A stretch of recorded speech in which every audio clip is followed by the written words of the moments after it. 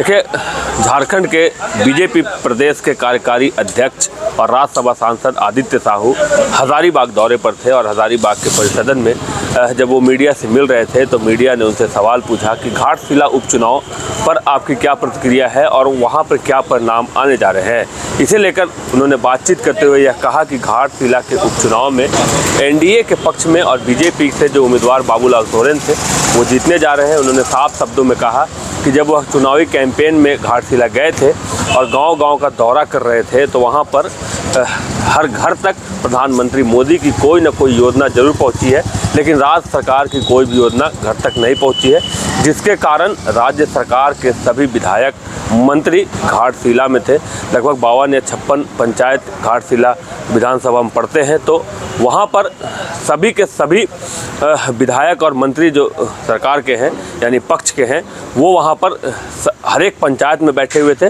और उन्होंने इशारा किया कि झोला लेकर सबको वहाँ बैठना पड़ा है।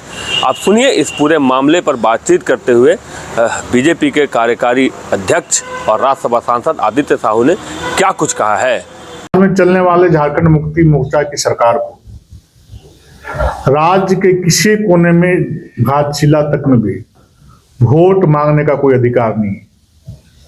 हम लोग जब सुदूर गांव में जा रहे थे, प्रत्येक गांव का प्रत्येक व्यक्ति आपको देखने से लगता था कि कोई कुछ नहीं जानते होंगे, लेकिन हर गांव के लोग टीवी पढ़ते हैं, पेपर पढ़ते हैं। एक तरफ देश के यशस्वी प्रधानमंत्री आदरणीय नरेंद्र मोदी जी ने विभिन्न प्रकार की कल्याणकारी योजनाओं के माध्यम से इस देश सहित इस राज्य का कोई दरवाजा नहीं है जहां पर उस दरवाजे पर नरेंद्र मोदी जी ने दस्तक नहीं दिया। हर दरवाजे पर कोई न कोई कल्याणकारी योजनाएं की राशि या योजना पहुंची हुई है। और दूसरे तरफ विगत 6 वर्षों से इस राज्य में हेमंत सोरेन जी के नेतृत्व में झारखंड मुक्ति मोर्चा के नेतृत्व में सरकार चल रही है, लेकिन गांव का एक आदमी बोलने के लिए तैयार नहीं हुआ कि हमारे गांव में एक घर में एक व्यक्ति के दरवाजे तक कोई ऐसा काम नहीं किया हो जिससे हम झारखंड मुक्ति मोर्चा के पक्ष में मतदान करें। हर गांव में लोग बोल रहे थे कि आपको किस लिए वोट दें, आपने हमारे लिए क्या किया है। एक काम भी जेएमएम के लोग नहीं जवाब दे पा रहे थे। एक तरफ मैया सम्मान योजना के नाम पर जो ढिंडोरा पीटती है, पूर्व मुख्यमंत्री और भाजपा नेता चंपई सोरेन जी का द्वारा एक कार्यक्रम शुरुआत किया गया था इस योजना को, और इसी बीच माननीय मुख्यमंत्री जी को जबरदस्ती पकड़ करके कुर्सी से हटा दिया गया, इन्होंने इंप्लीमेंट किया। और ये चंपई सोरेन जी का दिमाग का उपज था, उनकी कार्य योजना थी और उन्होंने कहा था कि 60 लाख मैयाओं को हम मैया सम्मान योजना से जोड़ने का काम करेंगे, सुविधा देने का काम करेंगे। लेकिन आप ग्रामीण क्षेत्र में भी पत्रकार मित्र हैं, आप जानते होंगे, आप थोड़ा पता कर लिए गांव सहित शहर के सभी माताओं बहनों को कितने लोग को मैया सम्मान योजना की राशि मिल रही है। अब जब वह चुनाव चल रहा था तो पूरे प्रदेश से मैया सम्मान योजना की राशि नहीं गई, लेकिन पूर्वी भी सिमू में चली गई राशि। आप पता कर, मतलब कब तक इसे जनता को ठगेंगे पैसा दे करके।